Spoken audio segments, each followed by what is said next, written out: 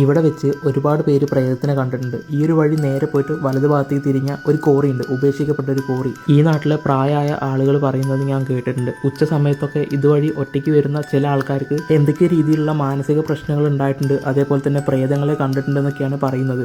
ഞാനും ഇപ്പോൾ ആ ഒരു സ്ഥലത്തോട്ട് പോകാനായിട്ട് പോവാണ്. എന്തെങ്കിലും രീതിയിലുള്ള പ്രശ്നങ്ങൾ അവിടെ ഉണ്ടോ ഇല്ലേ എന്നുള്ളത് നമ്മൾ നോക്കുന്നതായിരിക്കും. എനിക്ക് അവിടുന്ന് എന്തെങ്കിലും രീതിയിലുള്ള പാരനോർമൽ ആക്ടിവിറ്റികൾ സംഭവിക്കുകയാണെന്നുണ്ടെങ്കിൽ അത് നിങ്ങൾക്കും കൂടെ കാണിച്ചു തരുന്നതായിരിക്കും. നമ്മളിപ്പോൾ ആ ഒരു കോറിയുടെ അടുത്ത് എത്തിയിട്ടുണ്ട്. പക്ഷെ മൊത്തം കാട് പിടിച്ച് കിടക്കുകയാണ്. അതിൻ്റെ ഉള്ളിൽ കയറാൻ നമ്മളൊരു വഴി കണ്ടുപിടിച്ചിട്ടുണ്ട്. അപ്പോൾ എന്തായാലും കയറി നോക്കാം. ഞാൻ നിങ്ങൾക്ക് വേണ്ടി ഇത്ര റിസ്ക് എടുക്കുന്നതല്ലേ, പറ്റുവാണെങ്കിൽ ഒന്ന് ഫോളോ ചെയ്ത് വെച്ചേക്കാം. ഞാനിപ്പോൾ ആ ഒരു കോറിയുടെ സെൻറ്ററിൽ എത്തിയിട്ടുണ്ട്. കറക്റ്റ് നടുഭാഗത്താണ് ഞാനിപ്പോൾ നിൽക്കുന്നത്.